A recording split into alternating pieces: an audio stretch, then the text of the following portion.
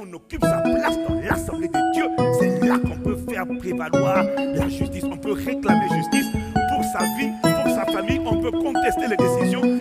Tout se contrôle dans l'invisible. Le monde visible subit, mon frère. Tout se gère depuis l'invisible.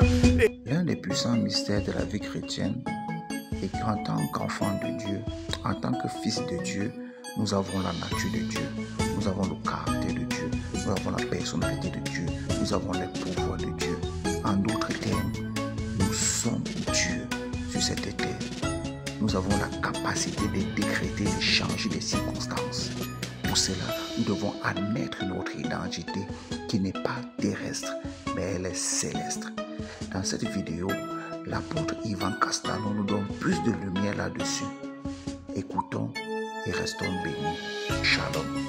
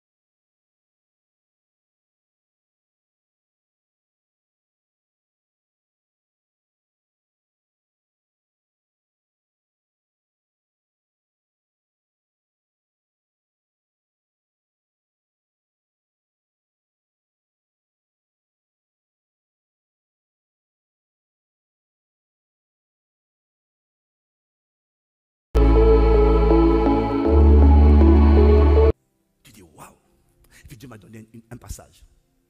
Dans 2 Timothée 4, verset 6. Paul dit, non, verset 16. Paul dit, 2 Timothée 4, verset 16 à 17. Dans ma première défense, personne ne m'a assisté, mais tous m'ont abandonné. Mais il rajoute que cela ne leur soit point imputé. Ça veut dire, c'est pas grave. N'en fais pas un palabre. Et ça, tu dois l'appliquer dans ta vie de tous les jours. Même si les gens qui auraient dû parler pour toi t'abandonnent, ne sois jamais amer. Ne sois jamais critique. Ne les critique pas. Ne les calomnie pas. Que cela ne leur soit point imputé. C'est pas grave. Dieu permet ça pour te montrer que ne t'inquiète pas. Même si tout le monde t'abandonne, il y a une personne qui lui ne t'abandonnera, qui elle ne t'abandonnera jamais. Et même quand la justice des hommes, parce que finalement le problème aujourd'hui c'est que la justice ne se passe plus au tribunal, puisqu'il y a une justice médiatique. Mais même quand la justice des hommes montrerait ses imperfections, ne t'inquiète pas, il y a une justice céleste. Il y a une justice divine.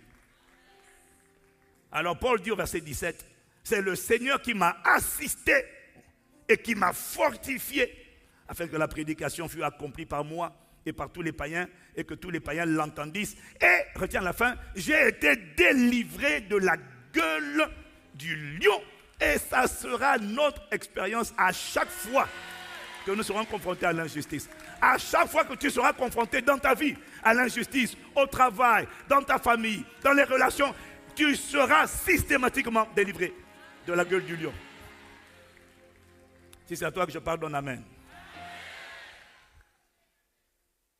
Donc Dieu permet toutes choses pour un but. Maintenant je ne te dirai pas ce qui va se passer après ça. Mais ma Bible dit, Dieu, nous savons du reste que toutes choses concourent au bien de ceux qui aiment Dieu. Dieu a toujours un moyen de faire en sorte que les mauvais vents vont te rencontrer et puis vont participer à ta catapultation vers une dimension supérieure. Voilà pourquoi il faut rester calme, reconnaissant, rendre grâce à Dieu. Alléluia, Seigneur, merci. Alors je voudrais te dire ce matin que même lorsque la justice des hommes semble injuste, ne désespère pas, parce qu'il existe une cour céleste de justice. Il existe une assemblée. Il existe un conseil, il existe un tribunal qu'on appelle le trône de la grâce. Oh, donne-moi amen. J'ai découvert dans la vie que tu peux être innocent et te faire condamner et vivre comme un condamné. Alors qu'il est écrit dans Romains 8, verset 1, il n'y a désormais plus de condamnation. Il n'y a désormais aucune condamnation. Mais ne prenez pas Louis II, prenez la vraie version. Parce que Louis II a oublié une phrase. Il n'y a désormais aucune condamnation pour... Non, prends Darby. Il n'y a désormais aucune condamnation pour ceux qui sont en Jésus-Christ et qui marchent. Oh là là, oh miséricorde. Et qui marchent non selon la chair, mais selon l'esprit. En effet, la loi de l'esprit de vie en Jésus-Christ m'a affranchi de la loi du péché et de la mort. Il n'y a donc maintenant aucune condamnation pour ceux qui sont dans le Christ Jésus, oui, qui ne vivent pas conforme. Oh, ok. Bon, dis seulement Amen et on est là, on avance. Voilà. Je crois que c'était Louis II, c'était une nouvelle version, nouvelle Bible seconde, 78, quelque chose comme ça. Voilà, qui a été révisée. Il n'y a désormais donc pas de condamnation pour ceux qui marchent, non selon la chair, mais selon l'esprit. Si quelqu'un m'entend, il dit Amen. Mais je voudrais que tu comprennes que mon message d'aujourd'hui ne va pas s'arrêter à ce rapport. Ça passera, c'est un vent qui passera, c'est rien ça. C'est un vent qui passera, c'est rien. Non, mais parce que les faits reprochés à l'église sont tellement grotesques. Tu vois. J'ai dit, mais il faut vraiment quelque chose de sérieux. Là, c'est tellement grotesque. Ça se balaie, ça. Tu prends des preuves et tu leur dis, ma pauvre, vous n'avez...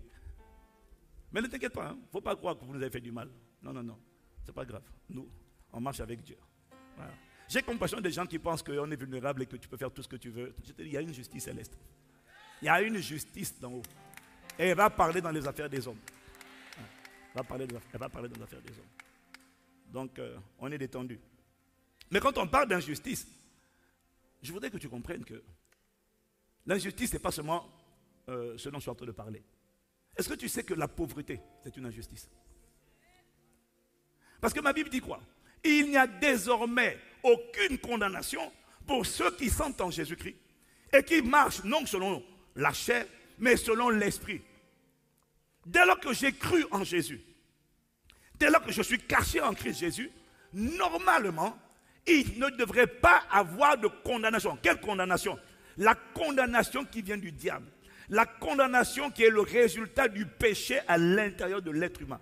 Dès que le péché est entré en l'être humain, la Bible dit dans Romains 5 au verset 12, « Ainsi comme par un seul homme, le péché est entré, et par le péché, Romains 5 verset 12. » À la régie, s'il vous plaît.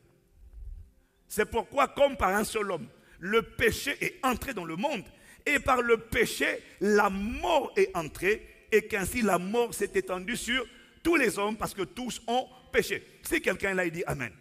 Qu'est-ce qu'il est en train de dire? Il dit qu'en fait, le problème numéro 1 de l'humanité a commencé non pas avec la mort, mais avec le péché.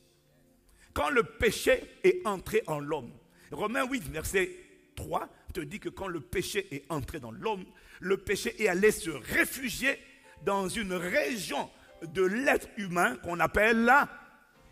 Oh, waouh, la chair, bravo, tu peux acclamer Dieu pour toi-même.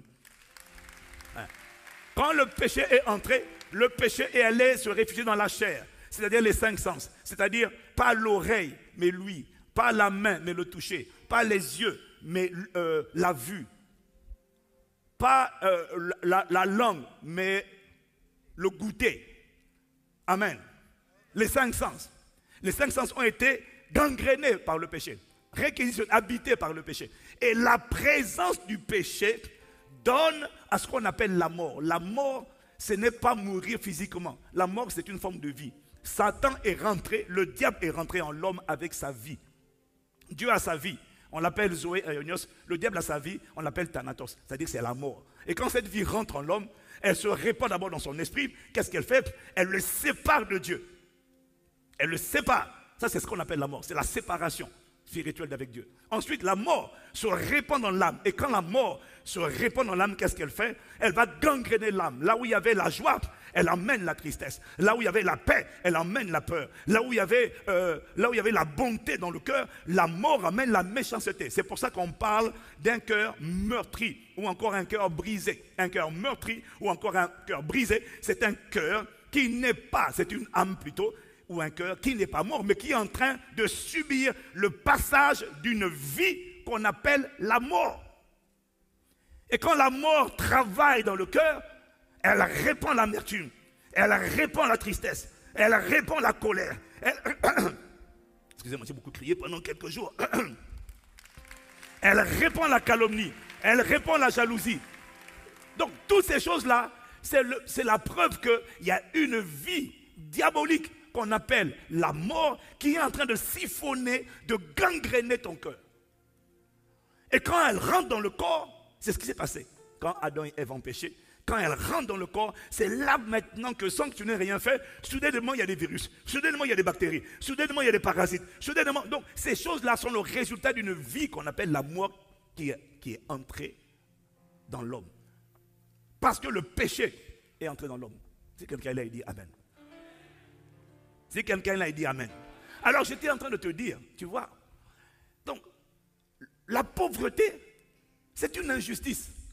Pourquoi? Mais parce qu'il est écrit que Jésus-Christ, vous connaissez la grâce de notre Seigneur Jésus-Christ, qui pour vous s'est fait pauvre, de riche qu'il était, afin que par sa pauvreté, vous soyez enrichis. Donc Jésus s'est volontairement fait pauvre à la croix, pour que je sois enrichi. Ça signifie, puisqu'il n'y a pas de double peine, la pauvreté n'a pas le droit de localiser ma vie. C'est une injustice. Je n'ai pas accepté la pauvreté. Jésus s'est fait pauvre à ma place pour que j'expérimente la richesse selon Dieu. Donc, la pauvreté, c'est une injustice. Et face à tout ce qui est injustice, il ne faut pas subir. L'oppression, c'est une injustice. le rejet dans ton âme, la peur dans ton cœur, l'amertume, la colère, la jalousie, subir des émotions que tu n'as pas envie de subir, mais qui te font faire du mal aux gens que tu aimes, parce que tu es oppressé à l'intérieur de toi, ce n'est pas bon, ce n'est pas normal, c'est une injustice. Pourquoi? Parce qu'à la croix, c'est ce qu'on va voir cette semaine de Pâques, Jésus-Christ a été percé sur le côté, son cœur a été percé une fois pour toutes, pour que mon cœur à moi soit guéri. Donc je n'ai plus à subir le rejet, je n'ai plus à subir la peur, je n'ai plus à subir les phobies, je n'ai plus à subir les angoisses. Jésus-Christ a été percé sur le côté pour que mon cœur à moi soit guéri. Donc tu comprends que le rejet, l'amertume, la jalousie, la colère, ces choses-là sont des injustices. Et ce sont des choses pour lesquelles tu dois apprendre à ne pas vivre avec, à les rejeter, à les voir comme étant des injustices. La sorcellerie, l'oppression de la sorcellerie, c'est une injustice. La maladie est une injustice. Pourquoi? Jésus-Christ, Matthieu 8, verset 17, Jésus-Christ à la croix a pris mes infirmités et il s'est chargé de mes maladies. S'il l'a pris, c'est qu'il m'en a débarrassé. S'il s'est chargé de toutes mes maladies, c'est qu'il m'en a déchargé. Je n'ai plus à accepter, je dois refuser, je dois rejeter catégoriquement et je dois reconnaître que c'est une injustice. Et quand je comprends que c'est une injustice, ça me donne la sagesse et la hardiesse pour venir devant le trône de grâce, venir devant le trône de Dieu pour dire je refuse de vivre avec ça, je refuse de subir ça. Il y a des choses que tu dois rejeter et pour lesquelles après tu dois apprendre à venir réclamer justice. Je refuse de vivre avec ça. Tu dois refuser de subir les injustices. Parce que beaucoup ne voient pas ça comme étant une injustice. Tu vois ça comme étant une attaque. Non, c'est pas normal d'accepter ça. J'ai un héritage. J'ai dit j'ai un héritage. Mon héritage c'est la vie éternelle. Mon héritage c'est l'œuvre achevée de la croix. Je refuse la pauvreté. Je refuse la maladie. Ça ne veut pas dire que je ne serai pas malade, mais ça veut dire que je refuse. Quand ça vient, je dois trouver que c'est anormal, c'est une agression contre moi, je la refuse parce qu'il n'y a désormais pas de condamnation pour ceux qui sont en Jésus-Christ. Quelqu'un dit Amen. Sauf que, qui veut réparer les injustices? Tu vois? Sauf que quand tu veux réparer les injustices, il faut que tu saches que quand on veut réparer les injustices, ça se passe devant le tribunal céleste. Ça se passe devant le juste juge. Ça se passe, autrement dit, il faut aller dans l'assemblée. Ton corps est sur la terre, mais ton esprit doit savoir monter. Parce que les causes ne se plaident pas sur la terre. Ça se plaide dans les cieux. Ton corps est là comme Abraham, mais ton esprit donc, si tu veux être quelqu'un qui prend rendez-vous devant le tribunal de Dieu, en fait tu dois comprendre que tu dois cultiver l'habitude de monter dans les hauteurs. De monter dans la dimension. En fait, je vais te dire, tu vois, quand je t'ai dit occupe ta place dans l'assemblée des dieux, tu dois être capable de cultiver l'habitude de savoir monter et occuper ta place. Parce que quand on occupe sa place dans l'assemblée des dieux, c'est là qu'on peut faire prévaloir la justice. On peut réclamer justice pour sa vie, pour sa famille. On peut contester les décisions. Tout se contrôle dans l'invisible. Le monde visible subit, mon frère. Tout se gère depuis l'invisible. Et il faut commander l'invisible. Il faut commander le visible depuis l'invisible. Quelqu'un qui ne sait pas plaider, quelqu'un qui ne sait pas monter et occuper sa place dans l'assemblée des dieux. Je t'ai dit que l'assemblée de Dieu, écoute-moi, tu dois accepter en 2025 ta véritable identité. Tu n'es pas n'importe qui. Le mot Dieu, D-I-E-U, quand on est nombreux, ce sont les dieux, ça veut simplement dire les juges. Donc tu es un juge, quel que soit ton âge, si tu es né de nouveau, l'esprit là, on ne parle pas de ton corps, l'esprit qui est né de nouveau là est de la race de Dieu. D'un Dieu sort des dieux, d'un chien sort des chiens, d'un chimpanzé sort des chimpanzés. Donc, de mon papa sort Dieu. Je ne suis pas lui, je suis un Dieu, c'est-à-dire un juge ou encore un magistrat, un seigneur. Ça doit rentrer dans ta mentalité. Tu ne pourras pas dominer le diable, dominer le péché si tu ne te vois pas. Je t'ai déjà dit, Alexandre le Grand. Qui a entendu parler d'Alexandre le Grand? Alexandre le Grand a conquis le monde en très peu de temps. Je vous ai donné son secret, non? Hein? Alexandre le Grand, vous savez comment il a conquis le monde? Pourquoi il a conquis le monde? Il avait une foi inébranlable. Pourquoi? Sa maman lui a dit qu'à sa naissance, il n'était pas un être humain comme les autres. Sa maman lui a dit qu'Alexandre, tu n'es pas comme les êtres humains normaux. Toi, tu es un Dieu. Je t'ai eu avec Zeus. Il a cru. La maman a dit, le petit a cru. Et quand il a cru, il s'est comporté comme quelqu'un qui a cru. Du coup, là où tout le monde jouait les bêtises, comme les enfants, lui il dit non. Tu joues avec nous, non? Pourquoi? Je suis un Dieu. Je me comporte. Un Dieu ne se comporte pas comme ça. Un Dieu marche la tête haute. Un Dieu marche de la dignité. Un Dieu marche avec assurance. Un Dieu n'est pas un esclave. Un Dieu n'est pas vaincu. Un Dieu est un juge. Un Dieu est puissant. Un Dieu a l'épée. Alexandre le Grand s'est considéré comme un Dieu. Et du coup, il a rêvé de conquérir le monde. Et il se disait en lui-même, comme il est un Dieu, personne ne pourra l'arrêter. Eh bien, laisse-moi te dire une chose. Il a conquis le monde à la vitesse de la lumière. Et c'est la maladie qu'il a arrêtée. Il lui a été fait selon ce qu'il a cru. Toi, tu crois que non, c'est seulement vrai pour les chrétiens. C'est faux. C'est faux. Il te sera fait selon ce que tu crois. Cette année, tu dois accepter ton identité. Si tu es adolescent, tu n'es pas n'importe qui. Ce message n'est pas aimé par les religieux. Oui, c'est choquant. Non, c'est parce que vous n'avez pas étudié le mot Dieu. Dieu, ça veut dire juge. Ça veut dire magistrat. Ça veut dire seigneur. Et je t'ai dit que le combat spirituel, tu vas aller parler à des esprits qui tiennent des familles. Tu vas aller parler à des esprits qui sont dans les eaux. On les appelle des sirènes. Ils ont des royaumes.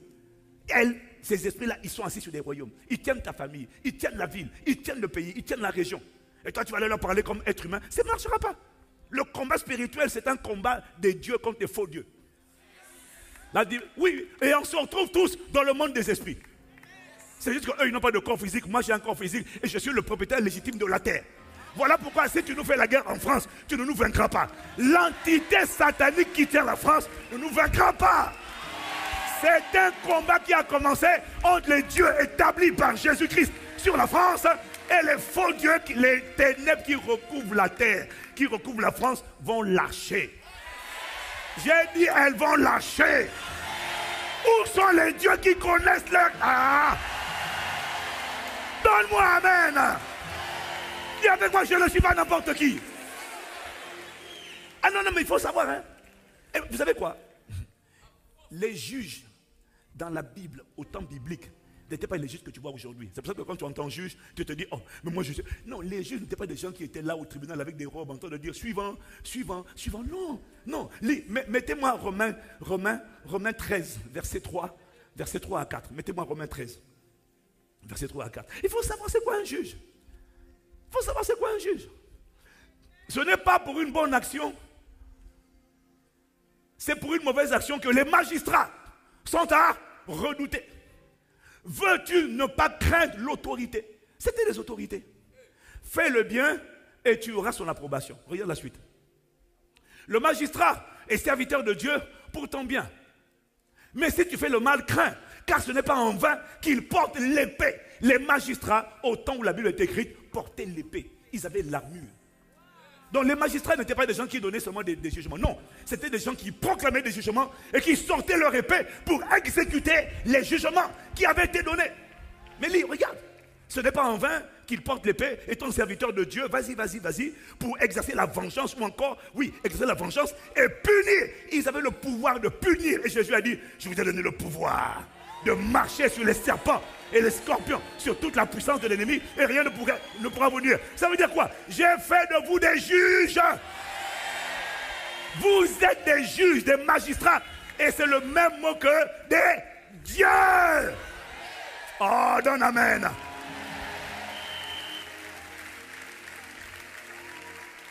Tant que tu ne vas pas accepter ça, ce que tu crois de toi va affecter comment tu te comportes.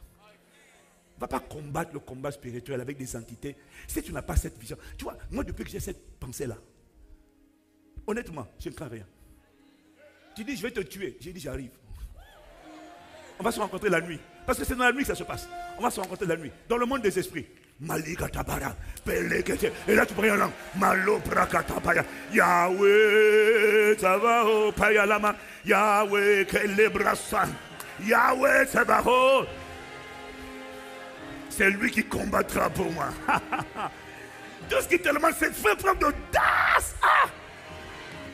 Alexandre le Grand a conquis le monde avec une audace surnaturelle. Pourquoi? Il a cru qu'il était un Dieu alors qu'il était un simple être humain. Lui, c'était un mensonge. Mais toi, Jésus-Christ t'a réintroduit dans la catégorie de ce que Adam n'a pas su être. Jésus m'a réintroduit dans la catégorie des juges. Ceux qui régneront au siècle des siècles. Les rois. Mets-moi Luc 22, verset 30. Luc 22, verset 30. Il faut que tu comprennes que, regarde, afin que vous mangiez et buviez à ma table dans mon royaume et que vous soyez assis sur des trônes. Quand on est assis sur un trône, c'est pourquoi? C'est pour juger. Pour exercer des jugements. C'est ça notre appel. Même si tu n'opères pas dedans, la cour là, l'assemblée des dieux, c'est la cour. Dieu gouverne la terre. Dieu t'appelle à gouverner la terre avec lui dans l'assemblée. Donc il y a une assemblée qui nous attend. Il y a une assemblée invisible. Hébreux 12, verset 23, je crois. Il te parle de, vous ne vous êtes pas approchés, vous vous êtes approchés, verset 22, verset 22. Verset 22. Mais vous vous êtes approchés de la montagne de Sion, de la cité du Dieu vivant, la Jérusalem céleste, des myriades qui forment le cœur des anges. Oui, on continue. Vous êtes approchés de l'assemblée des premiers-nés inscrits dans les cieux. Vous êtes approchés du juge qui est le Dieu de tous et des esprits des justes parvenus à la perfection. Il te donne 3 catégories de personnes. 3, ici. Il te donne 3 catégories. Il te dit 1, il y a l'assemblée des premiers-nés inscrits dans les cieux. Ça, c'est toi et moi. Quand on a dit oui à Jésus, notre nom a été inscrit dans le livre de vie. Tu es rentré, tu as accès. Ça ne veut pas dire que tu montes, mais tu as accès. Tu es invité. Ça te revient. C'est ta place. Et dans cette assemblée-là, il y a aussi Dieu, le juge de tous. Et puis il y a les esprits des justes parvenus à la perfection. Ça veut dire toutes les personnes de tout l'Ancien Testament, tous les gens qui sont morts, mais morts dans la foi, les Abraham, les Isaac. Il y a une assemblée qui nous attend. Voilà pourquoi quand les gens te disent, non c'est vrai, hein, quand quelqu'un te dit, ah moi je ne doute plus. Quand quelqu'un dit, j'ai rencontré Paul en vision, c'est possible parce qu'il y a une assemblée mon frère. Il y a une assemblée, je ne doute pas, c'est impossible, parce qu'on peut rencontrer Abraham, je ne sais pas, mais en tout cas, il y a une assemblée où il y a les esprits de ceux qui sont déjà partis, et puis il y a les esprits de ceux qui sont vivants, mais qui ont la capacité de monter dans les hauteurs et de venir siéger aux affaires des hommes. C'est ainsi qu'un Pierre, un Jean et un Jacques va te dire qu'un jour, j'ai croisé Élie, j'ai croisé Moïse. Tu dis, mais comment? Il y a une assemblée. Je t'ai dit qu'il y a une assemblée. Il y a ceux qui sont parvenus à la perfection. Et puis il y a ceux qui ont la capacité de monter. Que Dieu te fasse monter. Ton amen est trop petit. Que Dieu te...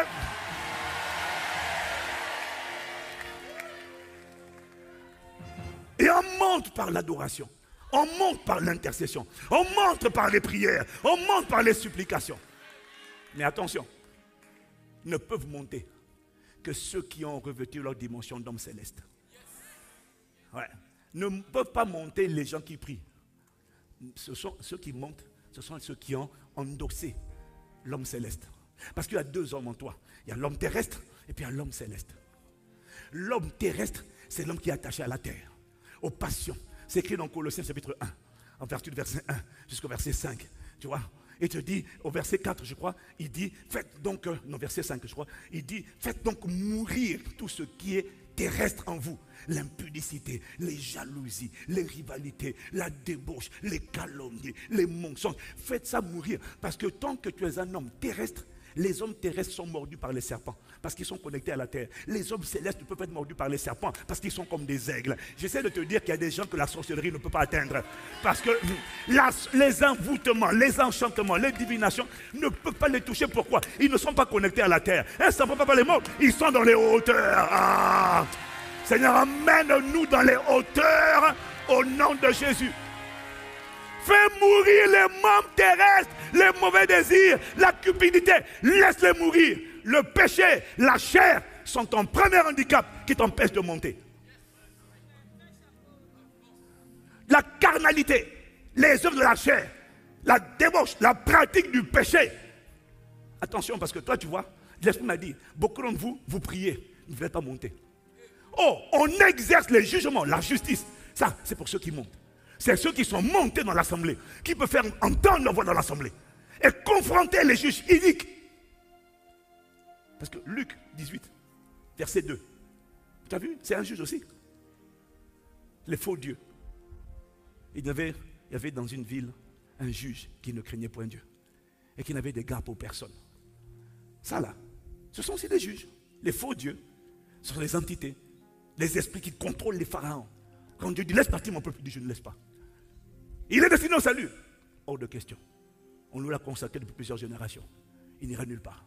Les esprits des familles et puis les esprits des territoires. Ici, dans ce pays, personne n'a jamais construit ça. Personne n'a jamais fait ça. On va vous combattre pour vous empêcher. Maintenant, quand vous arrivez à traverser le filet, oh, vous allez traverser, on va vous salir, vous dénigrer, on va vous éliminer. Cela n'arrivera pas. Cela n'aura pas lieu.